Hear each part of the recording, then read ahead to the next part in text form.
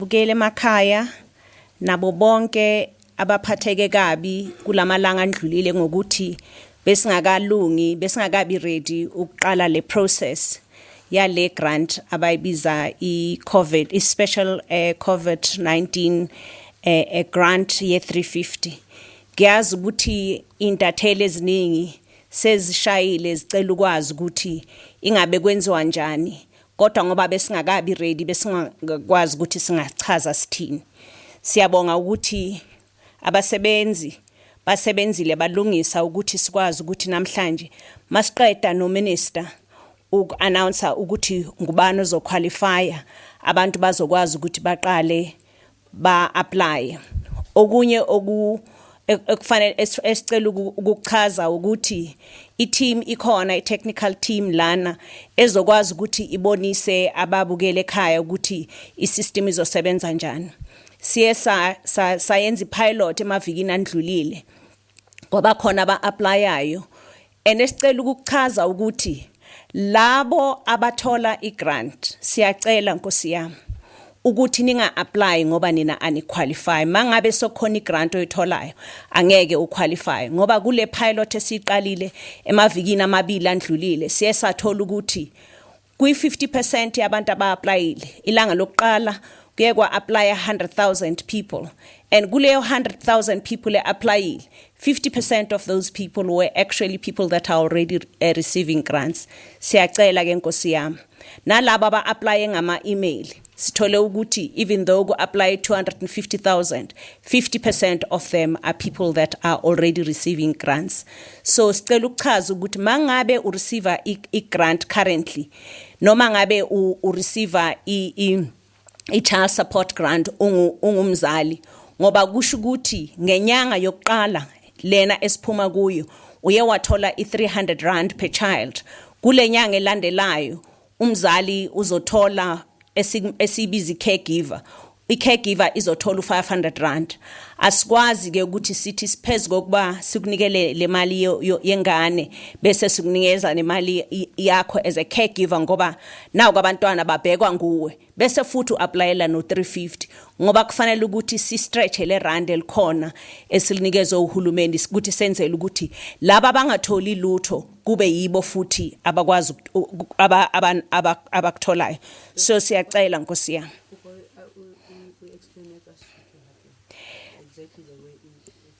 nerekupa ukupe nerekopela gore bao ba receivang di grants re a kopa tle gore ha re qala hape re bula megala ya o apply for the COVID special grant gore ba fumanang di grant ka sheko whether ke koko o fumana grant ya hae le grant ya bana kapa ke mme a fumanang grant ya ngwana le special grant a tlo ifumana dikgwedi tse tlang ra kopa tle gore le ska apply ka gore ebe re tloka system re tse gore batho ba bang ba sa fumane lotho le bona ba qetele ba sa khone o kena. So re a kopa tle ka gore re fumane gore re itse ha re pilota la dibeke tse fitileng ra fumana gore batho ba bangata ba 50% ya batho ne ba applyile ke batho already ba fumanang di grant. In case ne re sa tlhalosa hantle ra kopa tle gore le tsebe gore batho bao ba ka se qualify ba fumanang di grant already ka gore re batla gore re spread tšhelete e nyane hulmente ana le yona gore re tlo etsa sure gore le batho ba bang ba tshwere ke tlala ba sa fumane lotho ba tlo khona o fumana. Re a kopa ka tlhompho tle. In line with the regulations and in preparation for the rollout of the special COVID social relief of distress grant, and with the provision of social services, the Minister has gazetted new directives that will allow 30% of social security agencies, that is the SASSA workforce, to return to work on a rotational basis to continue to render social services to our people. We know that the fact that our offices were closed has impacted on a number of our people not being able to receive a service.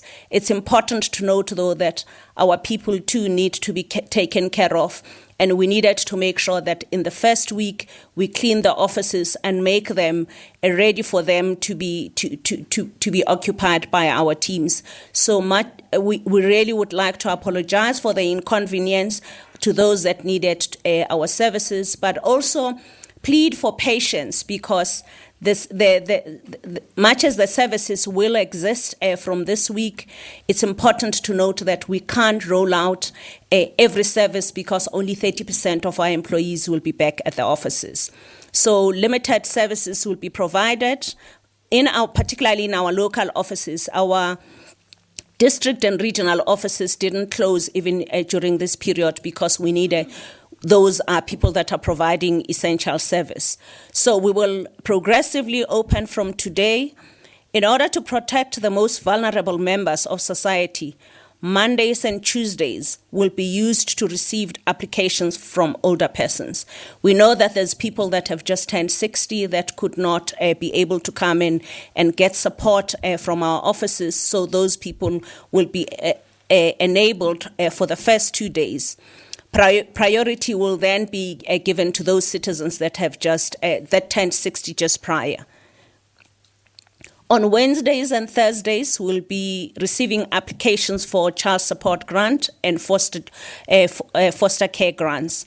Again, priority will be given to caregivers with babies, instances where the caregiver has a change or where circumstances have resulted in caregivers having no income support to support their children. This will also be prioritized. It's very important to emphasize that in instances where the caregiver ugogo uyakwazi ukuza SASSA achaza athi ingane zihlala nami noma ngabe imali iphethwe yintombi la ikhona khona, ngoba kaningi sithola ukuthi abogogo basala nezingane laba abancane bese bahamba namakhadi, uthola ukuthi ugogo sekasele ekhaya akasazi ukuthi ingane uzazifida kanjani. Ra kopa tle gore mo borakgadi le bogogo ba setse le banna u fumane gore karata e tsamaile le bomme ganti ngwana o shebelwa ke gogo, gore gogo o na le right ya gore a tle ko SASSA a tlo bolela a tšho gore ngwana o setse le nna o fepwa ke nna but karata ha rena yona. Ra tseba ge gore re change gore motho a tlo tshwarang karata ke mang, particularly for bana, ka gore tšhelete ye a se ya rona as bomme ka ntlha gwa gona yanong ya gore 500 rand e tla fumana ke yona. Tšhelete ke ya gore re kgone o fepa bana, so mo o fepang bana ke ena go tshwantsa sa le tšhelete. I wish to appeal to caregivers not to bring children when they are coming to the offices so that we don't have an impact on the children.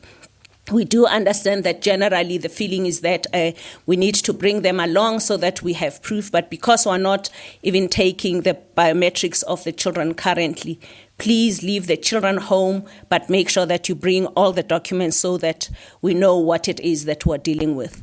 I believe Home Affairs is now going to be able to provide support in terms of birth certificates, which therefore means that we can be able to provide support to the mothers that have recently had babies. With regards to the implementation of the COVID-19 Social Relief of Distress Grant, it will be recalled that in our last media briefing with the Minister, she outlined the criteria and payment methods that would be used to roll out the special COVID Social Relief of Distress Grant, as announced by the President, Cyril Ramaphosa. We have gone back to relook at our systems and have strengthened the modus operandi, and we believe we're ready to open up the processes today. Over time, we'll be able to extend support to those people, abasemakaya, that will not have access to technology. It's very important to note, though, for us to make sure that the service is given efficiently and effectively, we're going to have to use technology even in areas that are far-flung, and will have people that we're going to get, with the support of NDA, young people that will go to those areas and provide support. And they will continue to engage the NGOs and the NPOs on the ground in partnership with our regions, because it's very important for us not to think that everything happens at head office, because at the end of the day, the services are provided on the ground. So whoever wants to partner with us in this process needs to work together with the provinces, particularly at district level, because that's where our people are going to be impacted on. We will indeed, as the minister said in the earlier pronouncement, remain vigilant towards those people that will be trying to defraud the system, as we continue to have a situation where even our current grant beneficiaries continue to be defrauded. For example, in instances where cards are taken from our beneficiaries because they need to loan money.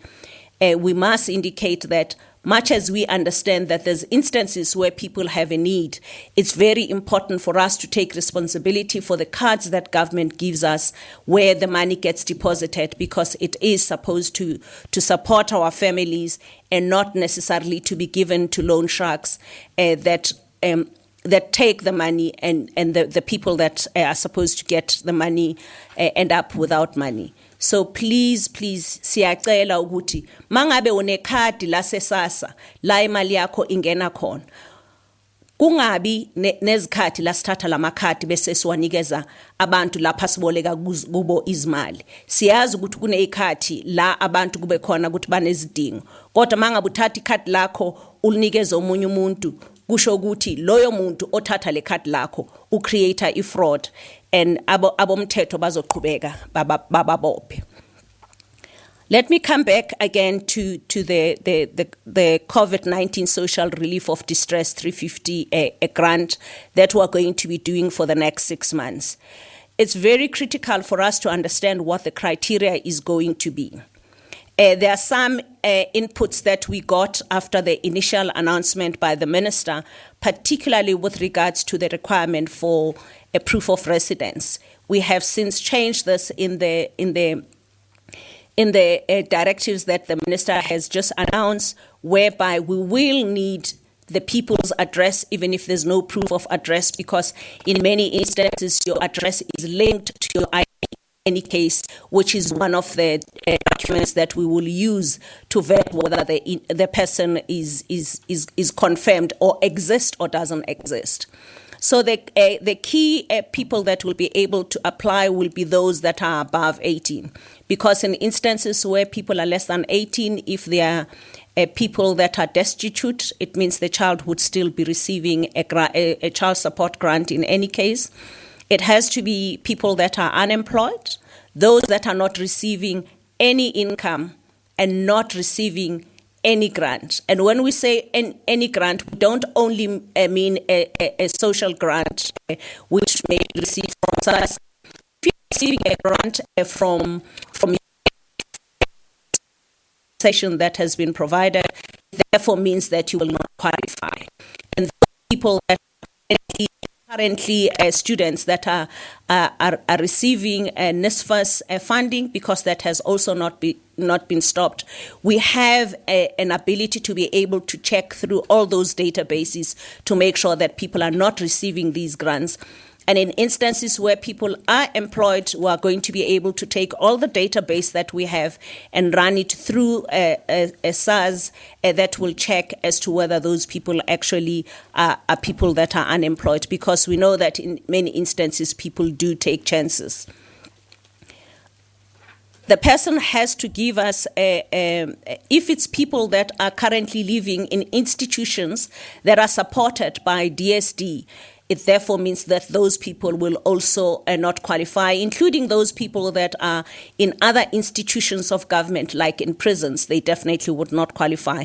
And I would assume that even if they have technology, they will not be able to apply and qualify for this a grant.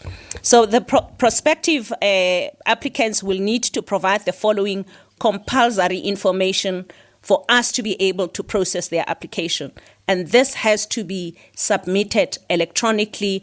The team, the technical team, will indicate later on as to what facilities do we have that already exist and what are the other facilities that we will work on. You have to provide your ID number that has been issued by Home Affairs, name and surname as captured in your ID, the gender and disability. It doesn't mean that this is necessarily a qualification criteria, but it's important for us as government, as we roll out this process, to understand as to how many persons of disability are actually part of this process, even though the assumption is that most of them would in any case qualify for a disability grant. The banking details, bank name and account number, this is so that we can be able to ensure that as soon as this has been approved, we can deposit the money directly into your account. I believe there's a number of institutions that don't charge people for applying or opening bank accounts that are going to be doing a number of campaigns to make sure that they create access for people, and that will be done. The contact details that are critical would be the cell phone number, and we don't necessarily need a proof of residential address, but we need your residential address so that we can get a sense as to how many people are applying within one particular homestead, because that is going to be critical for us to also keep control.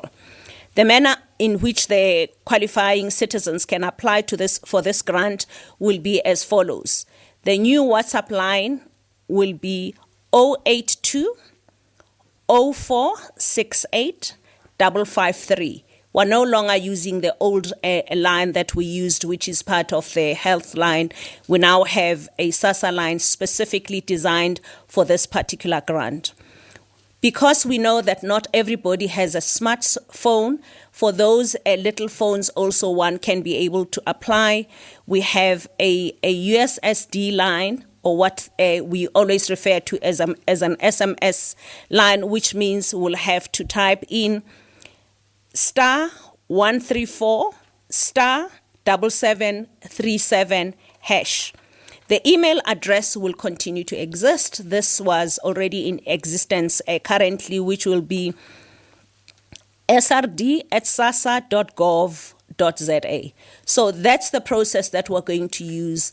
But for ease and to ensure that people emakhaya understand how the system works, the team is here and will be able to show how the system actually works. And as soon as we're done here, around 12, the system will be open and people can begin to apply. Again, I want to plead with those that don't qualify because they are receiving other kinds of grants. Please don't apply, because all you do is merely clog the system and not enable others that are deserving to be able to apply. We are mindful that we have we had challenges in the past, and whatever challenges we have, we'll make sure that we're ready to resolve any issue that we have to make sure that we can accelerate delivery for this grant as quickly as possible. I will revert back to the Minister, and the team can then be able to show us how the system works. Thank you very much.